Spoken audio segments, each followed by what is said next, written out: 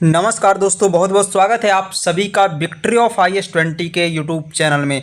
दोस्तों, इस वीडियो में हम लोग बहुत ही महत्वपूर्ण इकोनॉमी का कॉन्सेप्ट जानने वाले हैं। दोस्तों, जो चीज़ आप लोगों को आज तक समझ में नहीं आई होगी, आज इस चीज़ को बड़े ही आसान तरीके से, आसान शब्दों के साथ में हम लोग समझ जाएंगे। इस वीडियो में हम लोग बात करने वाले हैं कि आखिर नोट छापकर गरीबी को दूर क्यों नहीं किया जा सकता है और RBI कितनी करेंसी जारी कर सकती है। और इसके अलावा अगला प्रश्न हम ये समझ जाएंगे कि रुपया जो है वो डॉलर की तुलना में कमज़ोर क्यों है। आखिर हमारा भारत का रुपया डॉलर की तुलना में कमज़ोर क्यों है, यानी कि $1 बराबर 83 रुपये क्यों होता है ना।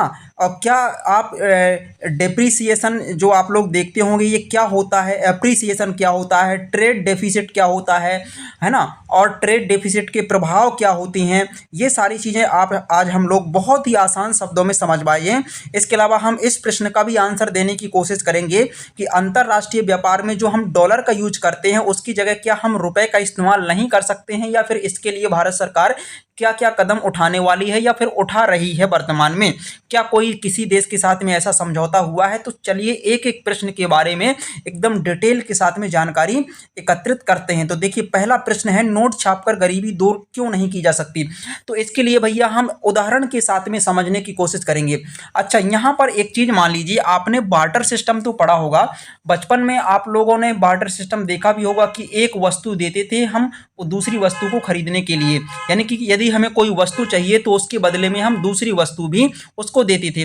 जैसे आपने बचपन में यदि गाँव में जीवन बिताया है तो आपने बर्फ़ बिकने आती थी गाँव में, तो वो आपने कुल्फ़ी जिसको कहते हैं, आप लोग कुल्फ़ी खाई होगी। तो आप अपने दादाजी से क्या मांगते थे?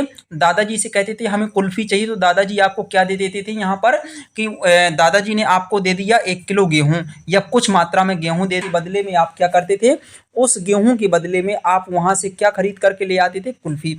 चलिए ठीक है, ये तो बात रही कुल्फ़ी की। लेकिन यदि आपको कुछ ज़्यादा सामान चाहिए तो उसके बदले में फिर आपको फिर और भी ज़्यादा गेहूं ले जाना पड़ेगा। जैसे मान लीजिए कि आपको एक नोटबुक खरीदनी है दुकान से, ठीक है।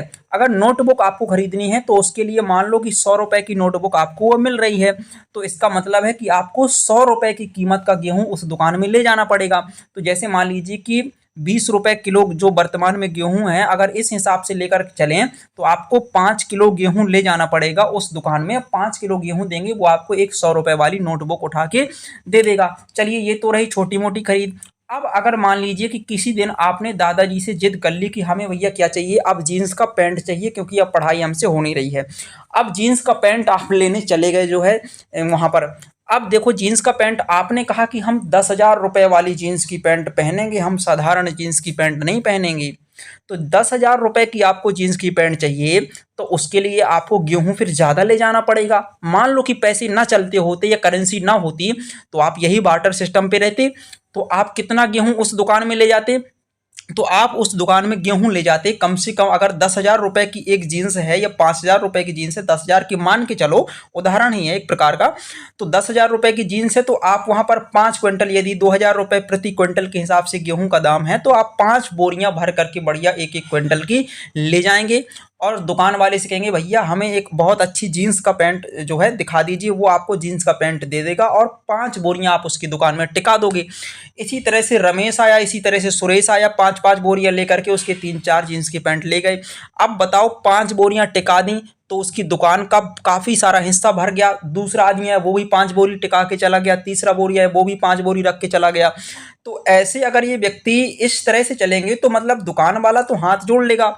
दुकान वाले ने आपसे बोला भैया अब ये सिस्टम नहीं हम चला पाएंगे क्योंकि हमारी 12x15 की दुकान है, वो तो बहुत जल्दी भर जाएगी, है ना। तो उसने कहा कि इस तरह से हम अपना सामान नहीं बेच सकते हैं, आपको इसके बदले में पैसे लाने पड़ेंगे। तो बोले आप पैसा क्या होता है, आपको शुरू में पता नहीं कि करेंसी आखिर है क्या। तो आपने कहा चलो ठीक है, आपकी यहाँ पर जगह नहीं है तो एक काम करते हैं कि हमारे दादाजी जो हैं उनके पास बहुत सारा गेहूं रखा है, तो हम आपका 5 क्विंटल गेहूं इस जीन्स के पैंट के एवज में अपने ही घर में रखे ले रहे हैं, जब आप वहाँ से निकलना तो उठा लेना। तो दुकान वाले को लगा या चलो ये सिस्टम सही है। तो उसने क्या किया कि इसकी गारंटी क्या है कि आप हमें हमसे पेंट ले जाओगे, फिर बाद में हम आपके घर में आएंगे तो आप हमें 5 क्विंटल गेहूं दोगे। तो आपने कहा कि हम दादाजी से एक हस्ताक्षर करा के, उसमें दस्तखत करा के एक आपको लेटर दे रहे हैं, दादाजी का लेटर है ना। तो उस वो आपका गारंटी पेपर है कि आप वहां पर दिखाएंगे तो आपको 5 क्विंटल गेहूं मिल जाएगा, हमने आपकी जीन्स की पैंट खरीद ली। क्लियर। अब इतनी बात यहाँ पर हुई। अच्छा, तो ये चीज़ चलो ठीक है कि रमेश ने भी ऐसा ही लेटर दे, दादाजी का साइन किया हुआ लेटर दे दिया, सुरेश ने भी ऐसा ही दादाजी का साइन किया हुआ लेटर दे दिया दुकान वाले को। ऐसी मान लो कि 100 लेटर उसके पास आ गई। अब दुकान वाले का माल हो गया भैया खत्म। अब दुकान वाले का माल खत्म हो गया तो अब दुकान वाला जाएगा फैक्ट्री में। अब मान लीजिए कि मध्य प्रदेश में कोई दुकान है और वो फैक्ट्री जो है वो है महाराष्ट्र में, वहां पर गया खरीदने। वहां पर वो 100 लेटर लेके पहुंचा कि देखो 100 लेटर ये हैं और इनके एवज में वहां पर गेहूं रखा हुआ है। ये रमेश के दादाजी का लेटर है, ये सुरेश के दादाजी का लेटर है, ये उमेश के दादाजी का लेटर है। तो फैक्ट्री वाला तो आपको भगा देगा, बोलेगा कि ऐसे 4-5 रमेश तो हमारे यहाँ काम करते हैं, उनके यहाँ भी दादाजी हैं, है ना। तो उसको तो कोई वैल्यू पता नहीं है, वो बोलेगा ये कुछ नहीं चलेगा, है ना। करेंसी हो तो लाओ, या कुछ सामान है तो डायरेक्ट यहाँ पर लेके आओ। तो आपको लगा कि यार मतलब ये तो चूना लग गया कि रमेश के दादाजी का जो लेटर है वो कहीं चल नहीं रहा है, अब हमें ही गेहूं उठा के यहाँ वहां ले जाना पड़ेगा, तो बहुत बड़ा सिस्टम हो गया ये तो। चलो ऐसे में क्या हुआ कि अब यहाँ पर देखो वो आदमी जिसके पास 100 लेटर थे, रमेश सुरेश उमेश के दादाजी के, इस तरह से करके 100 लेटर थे, 100 आदमियों के लेटर, वो लेकर के चला गया सरकार के पास कि देखो सरकार ये है भैया, आजकल समय ये है कि हमारे पास इतने लोगों के लेटर हैं और इन लेटर के एवज में हमारे पास माल रखा हुआ है, लेकिन फैक्ट्री वाला हमें सामान नहीं दे रहा है। और फैक्ट्री वाला बोल रहा कि रमेश के दादाजी की क्या गारंटी है, वो कौन होते हैं रमेश के दादाजी या सुरेश के दादाजी। तो यहाँ पर सरकार ने बुलाया एक शक्तिकांत दास नाम के बाबा को। अब आप लोग समझ गए होंगे कि शक्तिकांत दास वर्तमान में कौन है, ये आरबीआई के हेड हैं, आरबीआई के गवर्नर हैं। तो इनको बुलाया, बोले कि एक काम करो, इनके पास 100 लेटर हैं, है ना, और हर एक लेटर में 2000 रुपये लिखा हुआ है। बात समझ में आ रही ना आपको, हर एक लेटर में 2000 रुपये लिखा है या 500 रुपये लिखा, जो भी लिखा है। तो उस एवज में इनके पास माल भी रखा है, ये लेटर फालतू के नहीं है, जितना लेटर में लिखा है नोट का, जितने रुपए उसमें साइन किए गए हैं उतना माल इनके पास रखा है। तो इसका मतलब आप इस माल की एवज में आप करेंसी जारी करो। ये सरकार ने आदेश दिया किसको, आरबीआई को। आरबीआई को लगा कि चलो ठीक है, ये काम सही है कि इतना माल इनके पास है तो इतनी ही करेंसी हम जारी कर देते हैं। तो जैसे 100 नोट थे 2-2 हज़ार के, तो मतलब कि कितने हो गए, 200,000 रुपये हो गए। तो उसने 200,000 रुपये की करके नोट उन्होंने करेंसी जारी कर दिए। बात समझ में आई। अब वो करेंसी भैया जारी की है आरबीआई ने, किसी रमेश सुरेश के दादाजी ने जारी नहीं की है। और आरबीआई एक सरकारी संस्था है भारत की, है ना। बैंकिंग सेक्टर में देखा जाए तो सेंट्रल बैंक है, एक प्रकार से भारत का सबसे बड़ा बैंक है, ठीक है। तो ये सभी बैंकों को हेड करने वाला, लीड करने वाला बैंक है। तो इसकी वैल्यू अलग है भैया, अगर ये लिख करके देगा तो इसकी वैल्यू सब पूरे भारत में मानी जाएगी।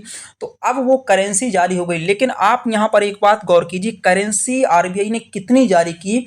आरबीआई ने करेंसी सिर्फ उतनी ही जारी की है जितना कि उनके पास में बोरियों में भरा हुआ माल रखा था। उससे ज़्यादा करेंसी, मान लीजिए कि उनके पास 1 लाख के मूल्य का माल रखा था, अगर आरबीआई 2 लाख 3 लाख रुपए जारी कर देती तो कोई मतलब नहीं है उसका, क्योंकि जितना माल है उतने ही रुपए जारी करो। माल से ज़्यादा कर दोगे तो फिर माल कहाँ से लाओगे। बात समझ में आ रही है ना। ज़्यादा गेहूं कहाँ से आएगा भाई, अगर आपके पास 1 लाख की वैल्यू का गेहूं है तो आप 1 लाख ही करेंसी जारी कर सकते हैं। 4 लाख कर देंगे तो 3 लाख रुपए फालतू के जाएंगे, उसका कोई मतलब नहीं है, महंगाई ऐसे में बढ़ जाएगी। बात समझ रहे हैं ना। तो इस तरह से यहाँ पर चीजें हुई। तो अब देखिए समस्या वस्तु विनिमय में, बार्टर सिस्टम में समस्या एक लाने ले जाने की हो रही थी।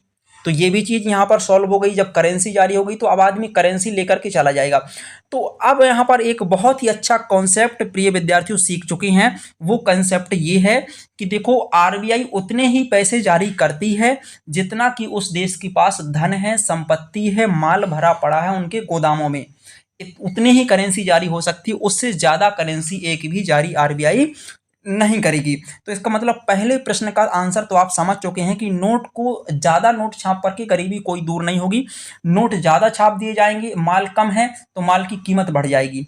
है ना। जहां पर एक सामान को खरीदने के लिए आप 100 रुपए ले जा रहे थे, वहीं पर उसी सामान को खरीदने के लिए फिर अगर ज़्यादा करेंसी जारी करेंगे तो 500 रुपए ले जाने पड़ेंगे। इसका मतलब है नोट छापने से कोई मतलब नहीं है, नोट उतने ही छापती है सरकार या आरबीआई उतनी ही करेंसी जारी करती है जितने उनके पास में क्या है, टोटल वेल्थ है, भारत की टोटल जीडीपी है। अगर वर्तमान में देखें भारत की जीडीपी के बारे में, तो भारत की जीडीपी भैया कितनी है, तो भारत की जीडीपी है वर्तमान में 3.75 ट्रिलियन डॉलर की, 3.75 ट्रिलियन डॉलर की वर्तमान में जीडीपी है। और अगले आने वाले दिनों में यानी कि 2027 तक या अगले आने वाले दिनों में भारत का लक्ष्य है, भारत की सरकार का लक्ष्य है कि हम अपने जीडीपी को जो है 5 ट्रिलियन डॉलर की बनाएंगे। तो जितनी जीडीपी है भारत की उतना ही भारत में करेंसी जारी हो सकती है। इसके अलावा भारत में जितना सोने का स्टॉक रखा हुआ है या फिर भारत में जितना फॉरेक्स रिजर्व है उतनी ही आपका नोट जारी हो सकता है, उतनी ही करेंसी जारी हो सकती है। उससे ज़्यादा जारी करने का कोई मतलब नहीं है, वैल्यूलेस है फिर वो। बात समझ में आ रही है ना। तो एक चीज़ का आंसर आप समझ गए कि नोट छापकर गरीबी दूर नहीं हो सकती है, और कितनी करेंसी जारी की जा सकती है आरबीआई के द्वारा ये भी आप लोग समझ चुके हैं, है ना। चलिए अब अगले क्वेश्चन का आंसर समझने की कोशिश करते हैं। रुपया जो है वो डॉलर की तुलना में फिर कमजोर क्यों है। डॉलर देखेंगे तो एक डॉलर, अगर कोई व्यक्ति हमें $1 देगा तो वो हमसे 83 रुपये वर्तमान में ले लेगा, 83.35 रुपया वो वर्तमान में खरीद लेगा, क्योंकि $1 बराबर 83.35 रुपया है वर्तमान में जो डॉलर का मूल्य है। बात समझ में आई ना आपको। तो रुपया इतना कमजोर क्यों दिख रहा है डॉलर के सामने, और ये लगातार होता जा रहा है कमजोर, ऐसा क्यों है। तो इस चीज को भी अपन को बहुत ही डिटेल के साथ में समझना है। चलिए अब इसको ही समझते हैं कि जो रुपया है वो डॉलर की तुलना में कमजोर क्या है, इसको आप समझिए। देखिए यहाँ पर भैया एक चीज समझिए कि जैसे मान लीजिए कि आपके पास डॉलर है, अब आपके पास या किसी कंट्री के पास में डॉलर है, तो आप ये देखिए कि हमारे देश का जो रुपया है 83 रुपये $1 के बराबर होता है। इसका मतलब अमेरिका के गोदाम में माल जो है वो हमारे देश के गोदाम की तुलना में 83.35 गुना ज़्यादा है ना भाई। तभी वो कमज़ोर होता है रुपया जब हमारे देश की जीडीपी कमज़ोर हो जाती है ना। अमेरिका की तुलना में हमारी जीडीपी इतनी कम है क्योंकि हमारे रुपए का की वैल्यू जो है बहुत डॉलर की तुलना में 83 रुपये है। बात समझ में आ रही है ना। तो $1 बराबर 83 रुपये या 80 रुपये मान के चलो, $1 बराबर 80 रुपये। इसका मतलब है कि अमेरिका की जो धन संपत्ति है वो भारत की तुलना में 80 गुना ज़्यादा है। इस कारण से हमारी वैल्यू यहाँ पर रुपए की गिरी हुई है। बात समझ में आ रही है ना। अमेरिका के पास ज़्यादा वैल्यू है, ज़्यादा उसके पास धन है, ज़्यादा उसके पास स्टॉक है, ज़्यादा गोल्ड है ना। तो ये चीज़ अमेरिका में ज़्यादा है, भारत में कम है। और जितना ही ज़्यादा उसकी तुलना में, अमेरिका की तुलना में कम होता जाएगा हमारी करेंसी का नोट, हमारी करेंसी रुपया है, उसकी वैल्यू उतनी ही ज़्यादा जो है घटती चली जाएगी। तो ये चीज़ आपको समझ में आई कि रुपया जो है वो डॉलर की तुलना में कमज़ोर क्यों है। क्योंकि यूएसए की जीडीपी बहुत ज़्यादा है भारत की जीडीपी की तुलना में, और कितनी ज़्यादा है, जितना रुपया उसकी तुलना में कम है। बात समझ में आई। तो चलिए ये क्वेश्चन का भी आंसर समझ में आ गया। अच्छा अब एक चीज और महत्वपूर्ण चीज आपको इसी में बताने वाले हैं, डेप्रिसिएशन क्या होता है और एप्रिसिएशन क्या होता है, ट्रेड डेफिसिट क्या होता है। चलिए मान करके चलिए कि आप जैसे मान लीजिए कि आप व्यापार कर रहे हैं, ठीक है। तो वर्तमान में एक उदाहरण देकर के हम आपको यहाँ पर समझाना चाहेंगे। जैसे कहने का मतलब ये हुआ कि जैसे मान लीजिए कि $1 है। चलिए $1 जैसे वर्तमान में $1 बराबर कितना रुपए है, यहाँ पर 60 रुपये मान करके चलते हैं। जैसे मान के चलो आपकी $1 बराबर 60 रुपये है, ठीक है। तो कोई अमेरिका का यदि व्यक्ति है तो वो $1 लेकर के आएगा। मान लीजिए कि हमारे देश में टमाटर का रेट जो है वो 10 रुपये किलो मिल रहा है, 10 रुपये प्रति किलोग्राम के हिसाब से टमाटर भारत में बिक रहा है। तो अमेरिका का कोई व्यक्ति अगर $1 लेकर आएगा और $1 का मूल्य 60 रुपये है, तो कितने किलो टमाटर खरीद लेगा, तो वो 6 किलोग्राम टमाटर खरीद लेगा अगर 10 रुपये किलो टमाटर है, ठीक है। तो अब मान लीजिए कि अगर वैल्यू हमारे रुपए की और भी ज़्यादा गिरती है, ठीक है। अगर $1 बराबर अभी 60 रुपये कहा था, अब अगर हमने $1 बराबर यहाँ पर 80 रुपये कहा, तो अब वो कितने किलो टमाटर खरीद लेगा भारत से, 8 किलोग्राम टमाटर खरीद के ले जाएगा। तो आप यहाँ पर देखिए कि जब मुद्रा हमारी यानी कि रुपया डॉलर की तुलना में कमज़ोर हो रहा है, तब भारत से लोग सामान ज़्यादा खरीद रहे हैं। जब $1 बराबर 60 रुपये था तब वो 6 किलो टमाटर खरीद पा रहा था $1 में, और जब $1 बराबर 80 रुपये है तब वो 8 किलोग्राम सामान खरीद रहा है ना। तो जब भी हमारी करेंसी का, हमारे रुपया का डिवैल्यूएशन होता है तब तब हमारा एक्सपोर्ट बढ़ जाता है। क्या बढ़ जाता है? निर्यात। निर्यात इसलिए बढ़ जाता है क्योंकि दूसरे लोग हमारे देश में आते हैं सामान खरीदने, और वो दूसरे लोग हमारे यहाँ पर सामान क्यों खरीदने आते हैं, उसका रीज़न ये है कि भैया उनके $1 में ज़्यादा सामान मिल रहा है क्योंकि मुद्रा कमज़ोर हो रही है। बात समझ में आ रही? अभी मान लीजिए कि $1 बराबर 40 रुपये हो जाए तो मुद्रा काफ़ी अच्छी कंडीशन में आ गई। 80 रुपये है जो वर्तमान में, उसकी तुलना में तो काफ़ी अच्छी कंडीशन में है। लेकिन अमेरिका के व्यक्ति यहाँ पर इंतजार करेगा, बोलेगा अभी $1 बराबर 40 रुपये है, मतलब 4 किलो टमाटर मिल रहे हैं तो अभी नहीं खरीदना है। ऐसे में निर्यात कम हो जाएंगी, हमारे एक्सपोर्ट, लोग खरीदेंगे नहीं तो कहाँ से एक्सपोर्ट होगा। बात समझ में आ रही है ना। तो एक्सपोर्ट हमारा क्या हो जाएगा, यहाँ पर कम हो जाएगा। लेकिन अब यूएसए का आदमी इंतजार कर रहा है, जिस दिन $1 बराबर 80 रुपया हुआ, मतलब मुद्रा कमज़ोर हुई, भारत का रुपया जिस दिन कमज़ोर हुआ तो उस दिन समझ के चलिए कि वो तुरंत 8 किलो टमाटर खरीदने के लिए दौड़ा चला आएगा। तो इसी तरह से टमाटर का एग्जाम्पल हमने दिया है। हर एक व्यापार में इसी तरह से चीज़ें देखी जाती हैं, आप समझ सकते हैं यहाँ पर इस बात को। तो यहाँ पर क्या है भैया, यहाँ पर हमारा जब भी हमारा रुपया कमज़ोर होता है डॉलर के मुकाबले, तब तब हमारा एक्सपोर्ट बढ़ता है, एक्सपोर्ट बढ़ता है। बात समझ में आई। लेकिन भैया जब मुद्रा कमज़ोर नहीं होगी, यानी कि मुद्रा मजबूत होगी, भारत का रुपया मजबूत होगा डॉलर की तुलना में, तो क्या होगा भैया, एक्सपोर्ट कम हो जाएगा। बात समझ में आई। अच्छा, एक्सपोर्ट हमारा बढ़ता है जब डॉलर मजबूत हो जाती है रुपया की तुलना में, यानी कि रुपया बर्बाद हो जाता है जब रुपया की वैल्यू गिर जाती है और भी ज़्यादा गिर जाती है, तब क्या होता है, एक्सपोर्ट बढ़ता है। लेकिन ऐसे में क्या होता है भैया, हमें इंपोर्ट करने में बड़ा नुकसान होता है। हम सामान को आयात नहीं कर पाती हैं, क्योंकि आयात करना है तो हमें पहले मान लो कि 60 रुपये देने पड़ते थे वहाँ का सामान खरीदने के लिए, क्योंकि हमें जो वहाँ पर पेमेंट करना पड़ता है वो तो डॉलर में करना पड़ता है। अभी हम ये भी बताएंगे कि हमें पेमेंट डॉलर में क्यों करना पड़ता है। बात समझ में आ रही है ना। ये भी हम आपको इसका आंसर भी बताने वाले हैं, पेमेंट हमें डॉलर में ही क्यों करना पड़ता है ये भी बताएंगे। तो देखो यहाँ पर जब जब हमारी रुपया जो है गिर जाती है, उसकी वैल्यू गिर जाती है, तो हमें क्या होता है, आयात करने में समस्या जाती है, क्योंकि हमें पहले देने पड़ रहे थे 60 रुपये $1 की तुलना में, है ना, और अब हमें देने पड़ रहे हैं 80 रुपये उसी सामान को खरीदने के लिए। बात समझ में आई। 80 रुपये में हम $1 खरीदेंगे, फिर उस डॉलर से हम व्यापार करेंगे वहाँ पर, है ना। पहले हम 60 रुपये में $1 खरीद लेते थे, फिर वहाँ पर व्यापार करते थे।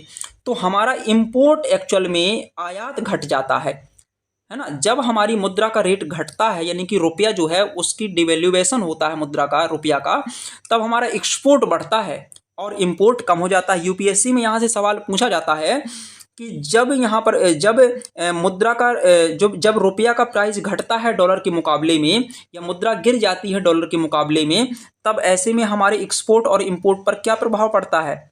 बात समझ में आ रही है। तो एक्सपोर्ट हमारा क्या हो जाता है, बढ़ जाता है, और इंपोर्ट हमारा कम हो जाता है।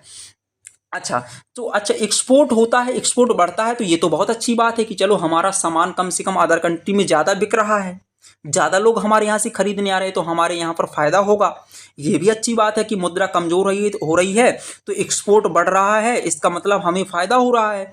लेकिन इसका एक नुकसान ये है कि भैया कि हमारा एक्सपोर्ट तो कम है ओवरऑल। अगर हमारे देश का, भारत का एक्सपोर्ट देखें तो वो एक्सपोर्ट कम है, हमारा इम्पोर्ट ज़्यादा है। एक ये चीज़ हमारे यहाँ पर बड़ी गलत है कि हम मंगाते वहाँ से ज़्यादा हैं और भेजते कम हैं। बात समझ में आई। तो एक्सपोर्ट जब कम है और इंपोर्ट हमारा ज़्यादा है तो हमें ओवरऑल क्या होगा, नुकसान ही होगा, क्योंकि इंपोर्ट करने में पैसा ज़्यादा लग रहा है और एक्सपोर्ट हमारा कम है। हमारे यहाँ से लोग सामान कम ही खरीदने आते हैं, क्योंकि इतनी अच्छी टेक्नोलॉजी अभी भारत में अदर कंट्री की तुलना में तो अभी उस हिसाब से नहीं आ पाई है। तो इसलिए हमारा एक्सपोर्ट कम है, हम कम सामान, हम खपत ज़्यादा करने वाले व्यक्ति हैं। हमारे देश में क्या है, खपत ज़्यादा होती है। चाय हमारे देश में बहुत ज़्यादा होती है, लेकिन खपत उसकी भी बहुत ज़्यादा होती है। तो हमारा एक्सपोर्ट कम है, इम्पोर्ट ज़्यादा है, इस कारण से हमें व्यापार घाटा होता है। क्या होता है, तो जो भैया आयात और निर्यात का अंतर जो होता है उसे हम कहते हैं व्यापार घाटा, या फिर उसे हम कहते हैं ट्रेड डेफिसिट। और जब हमारी मुद्रा का मूल्य, यानी कि रुपया का मूल्य डॉलर की तुलना में कम हो जाता है, यानी कि मुद्रा रुपया डॉलर की तुलना में पीछे गिर जाती है, तब उसको कहते हैं डेप्रिसिएशन, है ना। और जब हमारी मुद्रा मजबूत हो जाती है डॉलर की तुलना में, तो उसको कहते हैं एप्रिसिएशन। तो ये तीनों वर्ड आपको समझना चाहिए, डेप्रिसिएशन, एप्रिसिएशन और ट्रेड डेफिसिट। ट्रेड डेफिसिट मतलब आयात और निर्यात के बीच का अंतर, कितना अंतर है। हम आयात ज़्यादा करते हैं, निर्यात हम कम करते हैं, तो दोनों के बीच का जो अंतर है उसे हम कहते हैं ट्रेड डेफिसिट, यानी कि व्यापार घाटा। अच्छा, ट्रेड डेफिसिट इसके प्रभाव भी बहुत पड़ती है एक्सपोर्ट इंपोर्ट पर, हमने आपको यहाँ पर बताया डेप्रिसिएशन का, एप्रिसिएशन का। अच्छा, एक क्वेश्चन और आपका यहाँ पर बचता है, अंतरराष्ट्रीय व्यापार में क्या रुपया की डॉलर की जगह रुपया का इस्तेमाल नहीं हो सकता। हम पहले रुपया देते हैं, फिर डॉलर खरीदते हैं, फिर उस डॉलर से दूसरे देश से सामान खरीदते हैं। जैसे मान लीजिए कि हमें जर्मनी से ही सामान खरीदना है, तो भैया हम पहले क्या करेंगे, हम अपने पैसा खर्च करके हम डॉलर खरीदेंगे, फिर वो डॉलर देंगे हम जर्मनी में, तो जर्मनी में उस डॉलर से व्यापार करेंगे। तो कहीं पर जैसे हमें तेल मंगाना है तो हमें डॉलर में व्यापार करना पड़ता है। तो ये तो बड़ा नुकसान है यहाँ पर भैया, कि हम रुपया में व्यापार क्यों नहीं कर सकते। तो देखो यहाँ पर भारत सरकार ने सोचा भी है, कुछ देशों के साथ में यहाँ पर लोकल अपनी अपनी मुद्रा में व्यापार करने का समझौता भी हुआ, जैसे बांग्लादेश के साथ में हुआ है ना, यूएई के साथ में हुआ है, काफ़ी सारे देशों के साथ में किया है कि भैया हम अपना रुपया देंगे और उसके बदले में आप हमें सामान दोगे। जैसे हमने मान लीजिए कि 34-35 देशों का एक ग्रुप बना लिया कि हम अपनी मुद्रा में व्यापार करेंगे, हमारा रुपया जो है। अब जैसे मान लीजिए कि हमने यूएई से तेल खरीदा, संयुक्त अरब अमीरात से हमने क्या खरीदा, तेल खरीदा, और हम खरीद के लाए तेल उनसे, उनको दिया रुपया, है ना, उनको रुपया दिया। अब यूएई वाले के हाथों में क्या आ गया, रुपया आ गया। अब वो जाएंगे श्रीलंका के पास, श्रीलंका से बोलेंगे कि आप हमें क्या दे सकते हो। श्रीलंका बोला कि हम आपको नारियल का तेल भिजवा रहे हैं। तो बोले कि पेमेंट काहे में दोगे, तो यूएई को मिला था रुपया, तो यूएई ने कहा कि हम आपको रुपया देंगे, तो श्रीलंका ने कहा ठीक है आप हमें रुपया दे दो। तो श्रीलंका ने हमारा रुपया वहाँ पर एक्सेप्ट कर लिया। अच्छा, श्रीलंका को हमसे क्या चाहिए, तो श्रीलंका ने बोला भारत से कि आप हमें क्या दोगे। भारत ने बोला आपके यहाँ तेल होता है नारियल का, तेल को छोड़ करके जो भी चाहिए बता दो क्या चाहिए, सब कुछ मिल जाएगा तुम्हें भारत से। तो उसने भारत से कहा कि हमें चाय चाहिए, चाय मंगवा दो। तो भारत ने कहा ठीक है वो रुपया हमें वापस कर दो, हम उतना चाय आपको दे रहे हैं जो रुपया आपके पास रखा है। तो इस तरह से हम लोकल देशों के साथ में रुपया में भी व्यापार बढ़ा सकते हैं, है ना। अगर हम आसपास के अपने कंट्रियों के साथ में मिल करके इस व्यापार को करें तो इसमें हमारा बड़ा ही फायदा होगा। फॉरेक्स जो रिजर्व है हमारे पास, जो डॉलर सुरक्षित रखी हुई है, वो डॉलर हमारी बची रहेगी। बात समझ में आ रही है ना। तो ये चीज आप सभी को यहाँ पर क्या है, याद रखना है। अच्छा, जैसे मान लीजिए एक प्रश्न यहाँ पर बीच में हम आपको बताते हैं कि जैसे मान लीजिए कि हमारी मुद्रा बहुत कमजोर हो रही है डॉलर के मुकाबले, तो ऐसे में आरबीआई कैसे कंट्रोल करता है। तो आरबीआई कैसे कंट्रोल करेगा, आरबीआई क्या करेगा, आरबीआई के पास में फॉरेक्स रिजर्व है। आरबीआई के पास में बहुत सारा फॉरेक्स रिजर्व रखा है। लगभग कितना डॉलर है आरबीआई के पास में, तो 598.89 अरब डॉलर, यानी कि 598.89 अरब डॉलर के आसपास फॉरेक्स रिजर्व है।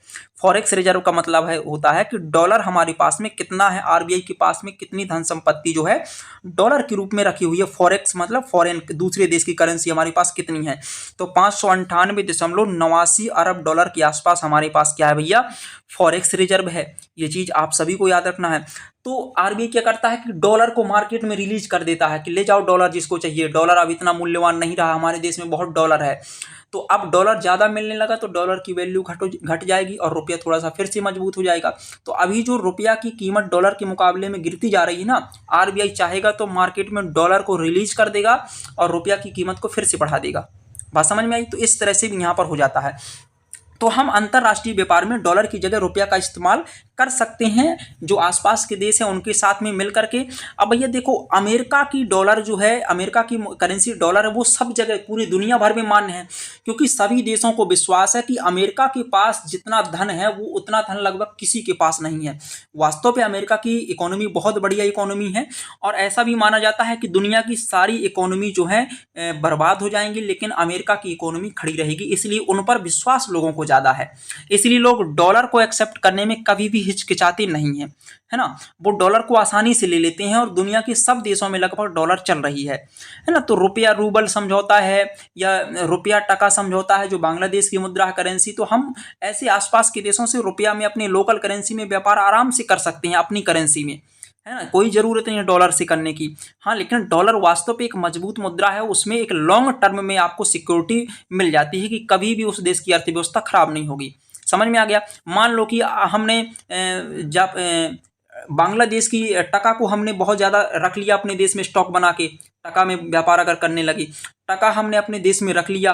अब टका हमारे देश में रखा, पता चला है कि किसी दिन जो बांग्लादेश है वहाँ की इकोनॉमी बिल्कुल गिर जाए, उनके पास कुछ ना बचे, तो वो टका रखा रहेगा, हम टका लेकर के जाएंगे, कोई नहीं वो टका लेगा, बोलेगा टका कहाँ की करेंसी, बांग्लादेश, बोले वो तो बांग्लादेश बिक गया, तो ऐसे में दिक्कत हो जाएगी ना।